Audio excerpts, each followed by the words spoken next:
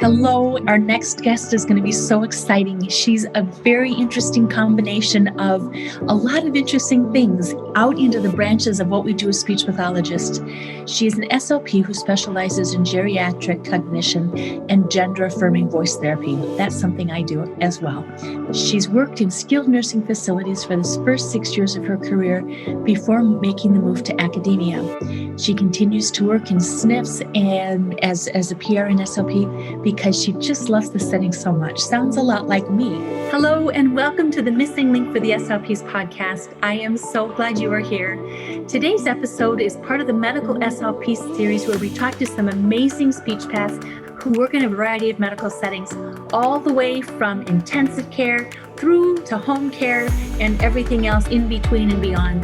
You're going to hear some incredible medical SLP stories and lots of advice from these passionate medical SLPs.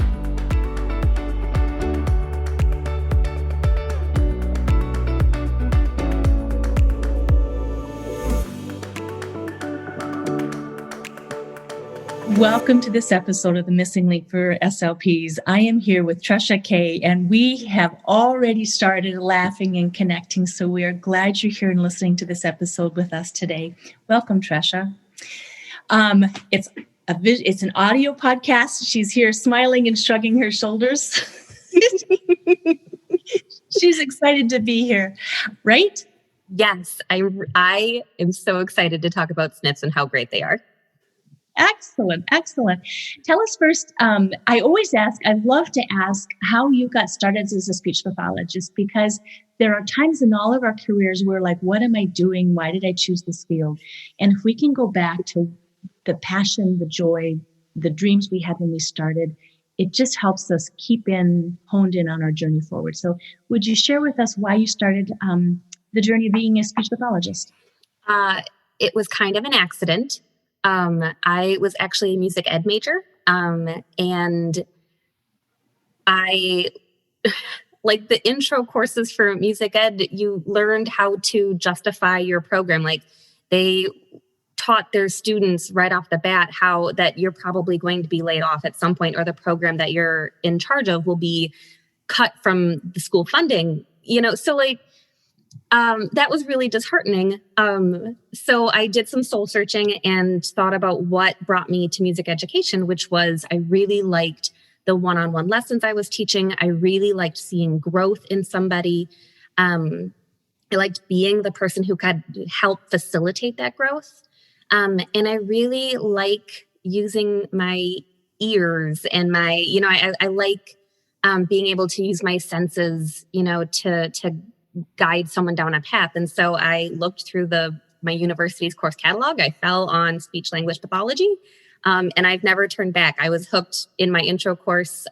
So I knew pretty immediately I wanted to go medical. And I knew that we were going to go all the way through, even with you've got to go to grad school. I was like, well, that wasn't in my life plan, but here we are. So yeah, there was no turning back after that. Excellent. So where are you practicing now? I practice in Wisconsin. I'm an assistant professor for the University of Wisconsin-Stevens Point. And then I'm also doing PRN services and skilled nursings in the area. I used to live in Wausau. That's where I'm from. Yeah, real close. I had Riverbridge Avenue, I think. Yeah. That's so funny. Loved Wausau. Just loved Wausau. So I know UW-Stevens Point. You sure do. You sure do. Yeah, absolutely. So you're practicing. Now, when we first started, you were just like, I love SNFs. Not many speech pathologists say that. I would agree with you. I love certain things about SNFs as well. So share with us, what is a SNF and why do you love working there? Yeah. SNF stands for Skilled Nursing Facility. And it's really a very specific level of care. It's for individuals who are no longer sick enough to be in the hospital, but do require either a stint of rehab to regain their abilities to go back home, or some people live there as a long-term resident. And these are individuals who require a certain level of care in regard to their daily living tasks, their medications, preparing food, cleaning their own home. And so when those tasks are too much for them, they may wind up living in a skilled nursing facility. I love them. So the majority of my clients are 85 plus. My oldest was 107, and she was delightful. And I love it because I find the place so joyful. I get to hang out with folks who are on the other end of their life, right? Like they've lived a very, very long life at this point, and they have such beautiful, rich life experiences. And often they really like it when people ask what their life experiences were. And I love hearing them. So I just am very privileged to work with these incredible people who literally built the world we live in right now. And, and hopefully I give a little something back to them and help them along their path. But I find them to be, there's downfalls. Absolutely. There's the days that are harder than others, but for the most part, just sitting, drinking a cup of coffee, and laughing with a client. I don't think there's anything better than that. You gave me goosebumps when you said, they literally built the world. And I too have always loved working in the SNFs with the elderly. To me, they have such wisdom and they've lived so much life. And I can say, I can ask them a question. In fact, I had I know this episode is for you, but I want to share one story. No, please do. I was working in a SNF and my first husband had died, and I was trying to decide if I should spend some money and get a boat. And I was I don't know, it was to me what I thought was a very large sum of money. And I was a single mom, and should I spend this money? And I asked this gentleman I was working with, his name was Earl.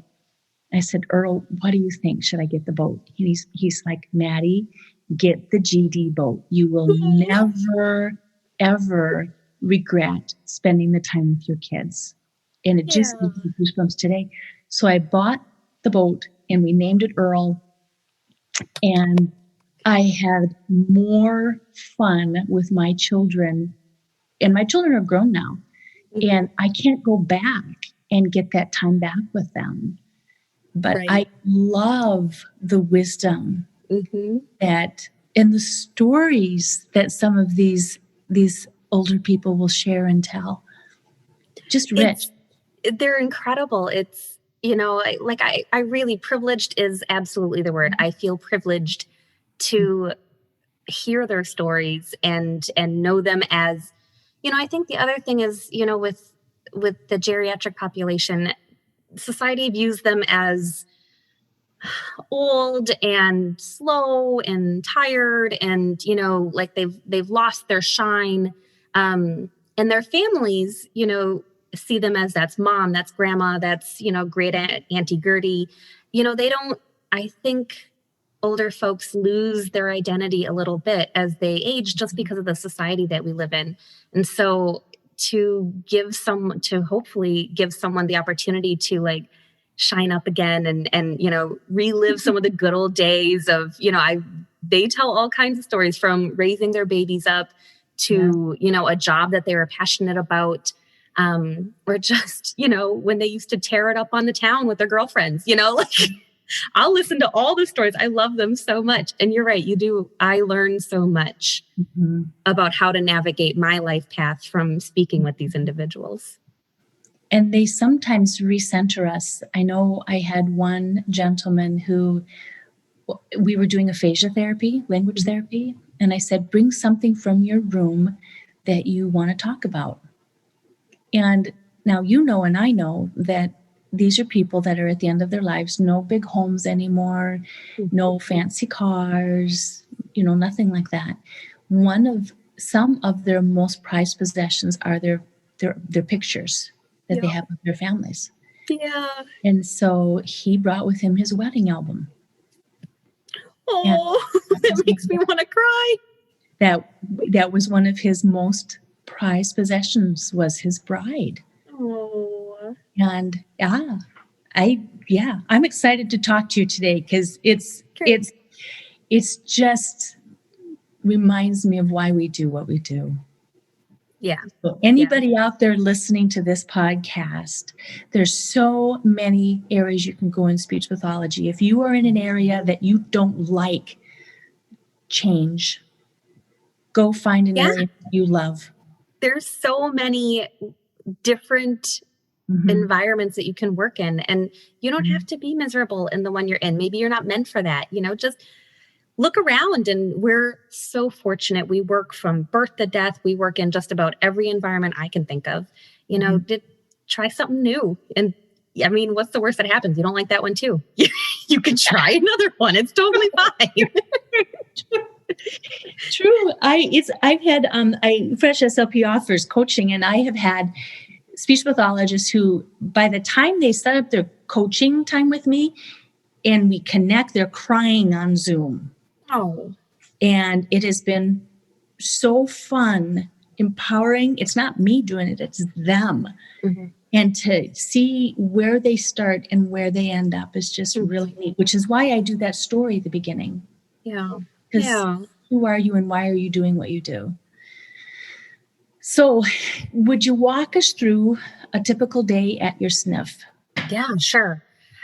So I usually get in, if I'm doing a full day, I'll get in the late at like 9, 10 o'clock in the morning. I prefer to be there for lunch and dinner for dysphagia therapy. I don't really like doing breakfast therapy because most breakfast foods are really easy to eat and I don't get a lot of benefit from it. So I do the late shift. You get in, you get a schedule. It tells you exactly who you're going to be seeing for the day and the number of minutes that you're being asked to see them for.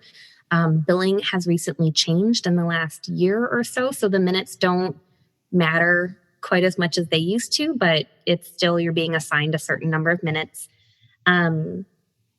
And then from there, every facility I've worked in, they don't say what order you have to treat your patients in. When I say schedule, it's a pretty loose term. It's just a list of people and times. So I decide who I see and when I see them for. I decide what type of treatment I'm going to be doing that day.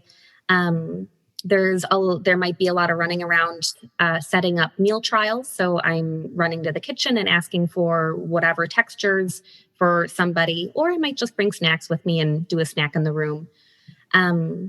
It's a lot of cognition. It's a lot of swallowing therapy. You'll get some voice, particularly with my Parkinson's folks, is where I treat voice the most in a skilled nursing. There's going to be a lot of documentation. You need to write a SOAP note on every single patient that you see. On top of that, every patient gets an evaluation and a discharge. And then every 5 days, you have to write a progress note on those individuals as well. Depending on the payer source, the days can change just a little bit. So I'm also making sure that all of the paperwork is caught up so that if insurance wants to review the case, everything is up to date and they don't have any problems seeing what my treatments are, making sure that they're valid and reasonable, and going ahead and making a decision on whether or not they're going to continue paying for my services. That's pretty much it. Evals tend to come in. Like I might start a day with, 5 clients on my schedule. I might end my day with 8 or 9 clients on my schedule, depending on who comes and goes. Because admissions can go pretty quickly in a skilled nursing facility. So I definitely it's been, 5 o'clock and I'm about ready to punch out for the day. And I hear, 102 just got admitted and they're on thick and liquids. We're going to need you over there. So off I go right away. And, but other times if admissions came in the day before, you can pretty much guarantee you're going to be treating them the next day. So that's how evals go and how admissions go with that. Well, admissions come from a medical center, so they usually don't arrive first thing in the morning. And in my SNFs, admissions used to be probably around 1 or 2, and they were always towards the end of the week. Yes. It seems like hospitals, well, if you think about it, if you're having an elective procedure like a knee or a hip or a whatever, you're more likely to do it early in the week. They have the time in the hospital to let you heal up, and then they're sending you home by the end of or they're sending you on to the next facility by the end of the week. So some weekend admissions, but really not often. And it's usually people who are having a medical crisis, not my folks who were there for a planned rehab stint. Mm-hmm. So you work PRN. I do. So is it your responsibility to cover weekends and holidays? Yep. Weekends, holidays, anytime the caseload is just a little bit too big, I'll go on a weeknight, or I will do it before work as well. So I'll hit the breakfast schedule, even though I don't love it. But so yeah, it's a lot of weekends. It's a lot of holidays. But now that I'm in academia, I find that I miss treatment. I miss how often I got to treat. So I do it because I really like it.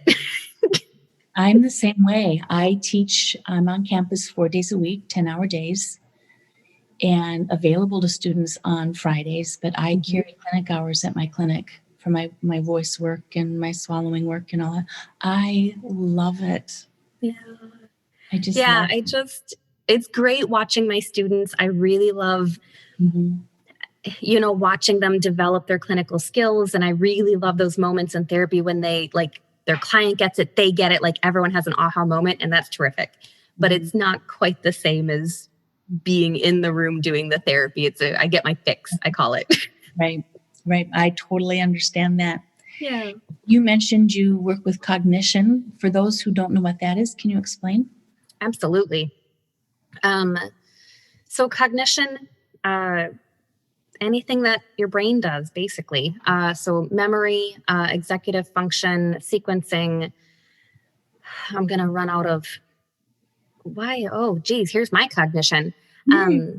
So it's often what I'm treating is I do a lot of dementia treatment, and that looks a little bit different. But say someone had a stroke or has a degenerative neurological disorder, they may have difficulty planning their day or organizing a pill container. And it's not so much the physical task of it, it's the cognitive task of planning it out and sorting it and then following through, the judgment of, if I do my medication wrong, what's the implications of that? So a lot of safety training as well. And then when I'm working with dementia, it is a degenerative cognitive disease. And so often when I'm working with those folks, I'm working, yes, with the individual themselves in the mild to early mid stage, and how we can modify their environment to maximize their independence.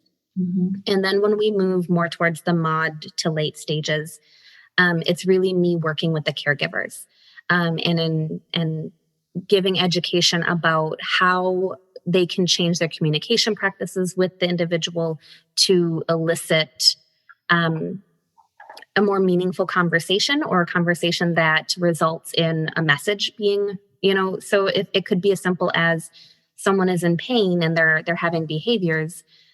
So if a caregiver just says, well, Betty, what is wrong? That's a giant question. And for someone whose brain isn't working the same way anymore, that's too much. So I do a lot of training of, okay, can we ask, yes, no questions. Betty, are you in pain? Are you hungry or thirsty?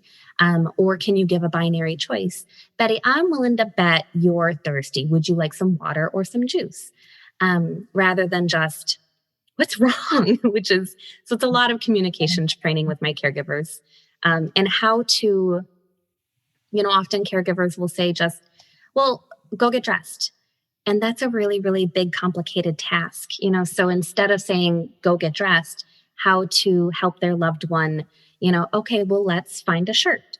Okay, let's go find some pants that match the shirt, and just to break each task down into more manageable chunks that their loved one can handle. So how did you also mentioned you are an assistant professor. How did you get started in that? Again, also a little bit of an accident. I had been taking grad students for a couple of years on their externships. And I really enjoyed the teaching process. And like I had mentioned earlier, watching the growth of my students in their final semester before they graduated, right? And so I was working, and still in contact with professors from my alma mater, and they reached out and said, "Hey, there's a position, and maybe you'd like to think about it."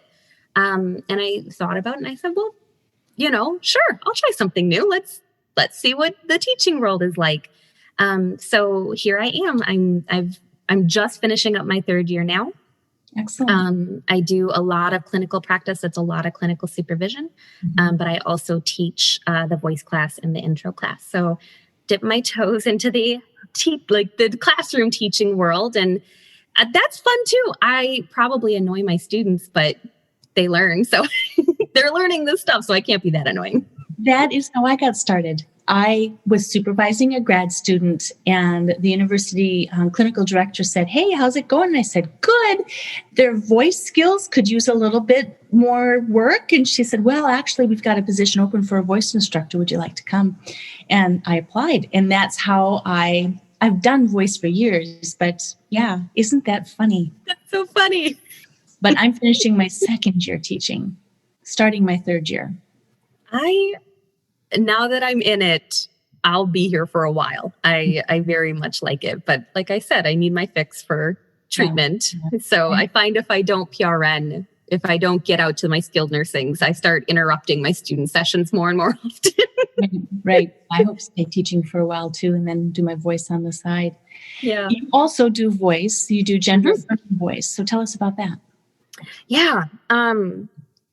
That's something I was always interested in getting involved with. But there is no call for gender affirming voice therapy in skilled nursing facilities. I never had an experience, to work on it there.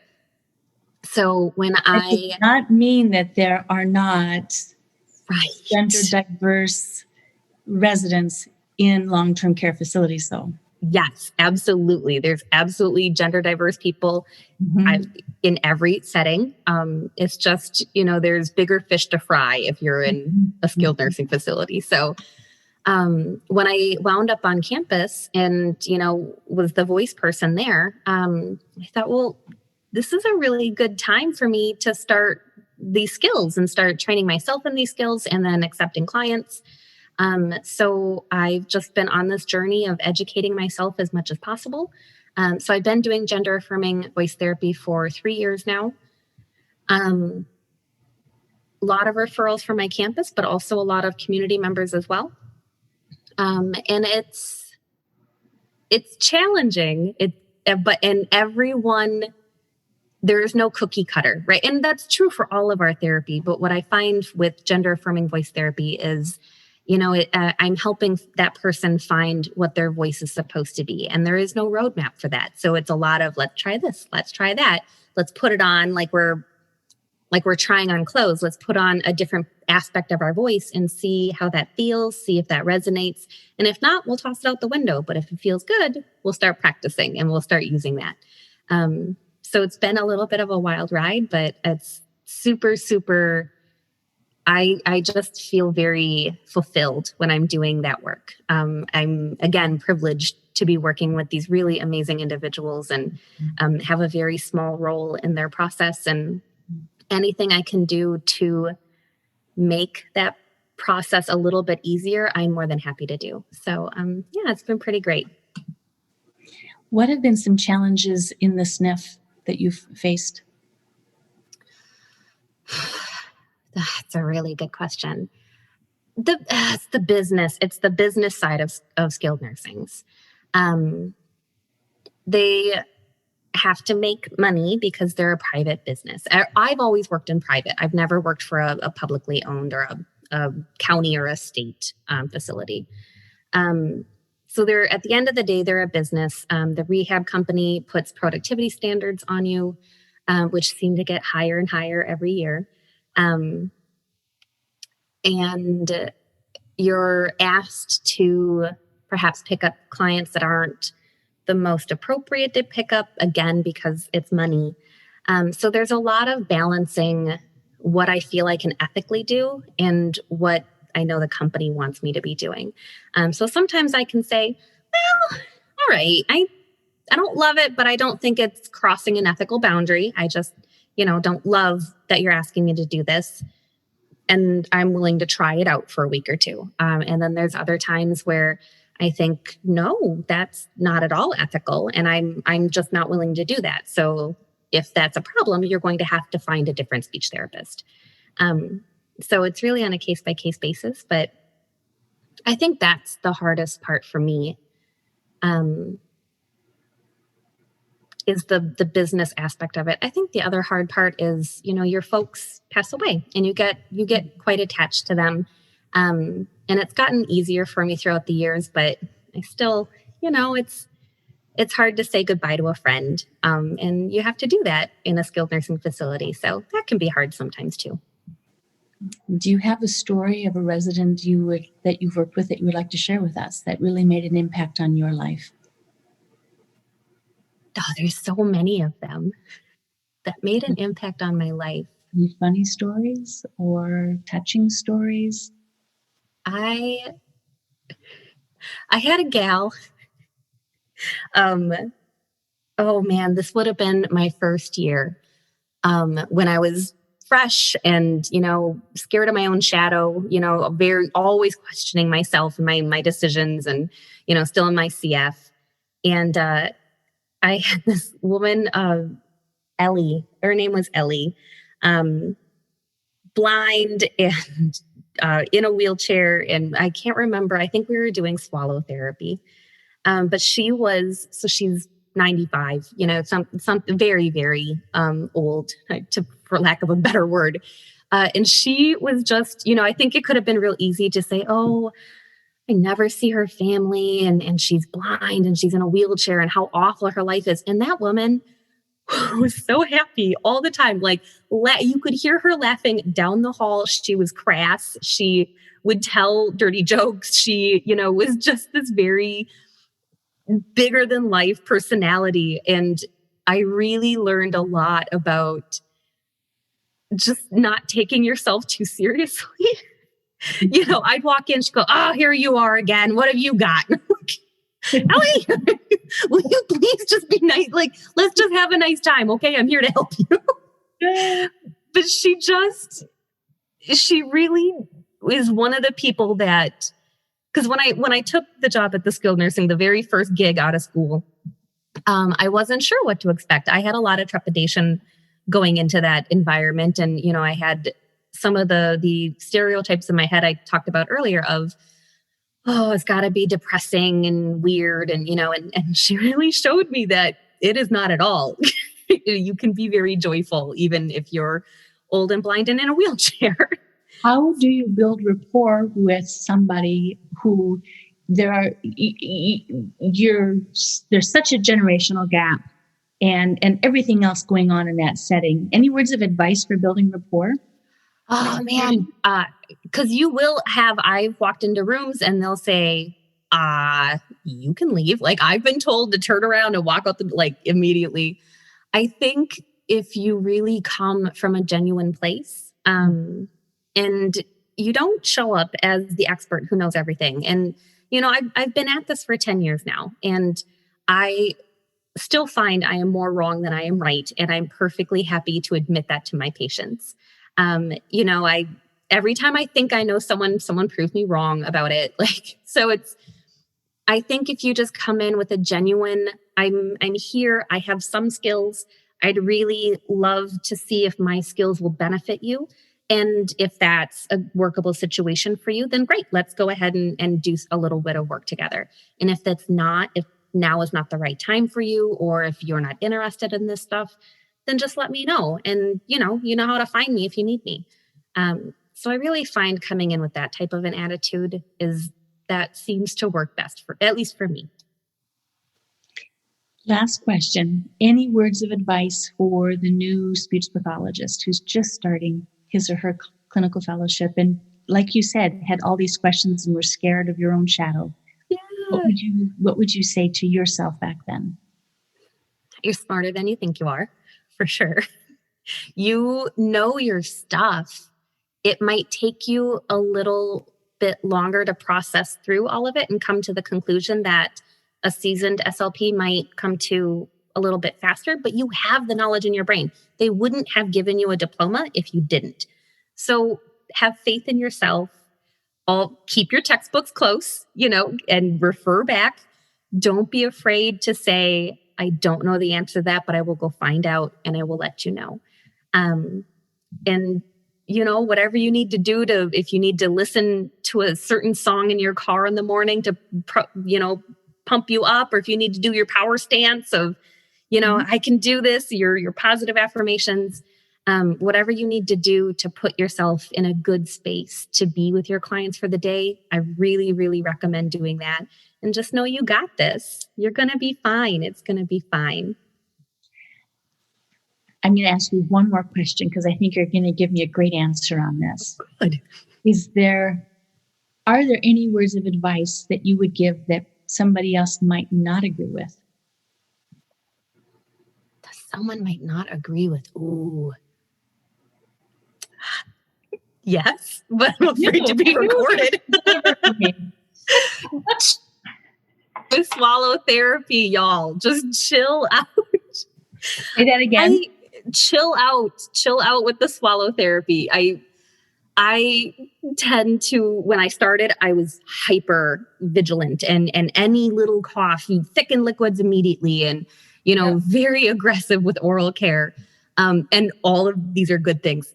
Oral care is good. Thickened liquids have a place in the world.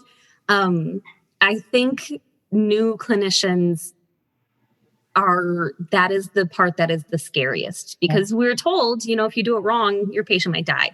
That's terrifying. Nobody wants to be responsible for death. Exactly. And what I was the same way. I was very, very cautious at the beginning.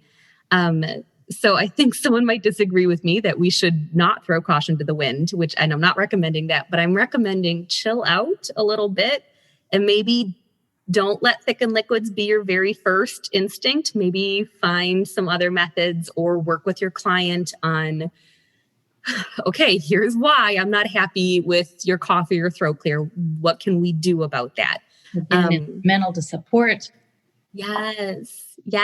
So that's the advice that I think some people aren't going to love. I love that. No, I would agree, but that's my favorite question. I don't ask that to everybody. I love that question. I love that question because it really gets to sometimes the truth of just being an effective therapist and being a brave therapist.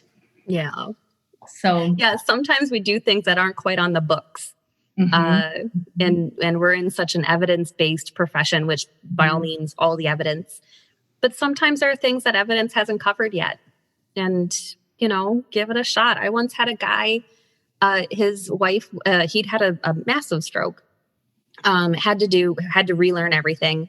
And his wife was a reflexologist and asked if we thought her doing reflexology on his feet and his head every day would be helpful. I was like, I don't think it can hurt anybody. So go ahead. Why not? Go ahead and do it. There's no evidence that would say reflexology. No, there's no evidence to the best of my knowledge that says reflexology is going to help someone have a stroke recovery. But honestly, the guy had one of the most remarkable recoveries I've ever seen. So I don't know. Was it reflexology? Was he just in the right space and time and his motivation? Who knows? But, sometimes you try stuff off the books and it's totally fine. I agree. Well, thank you for sharing your time and your stories, your humor, your passion, and all of those things with us today. Thanks.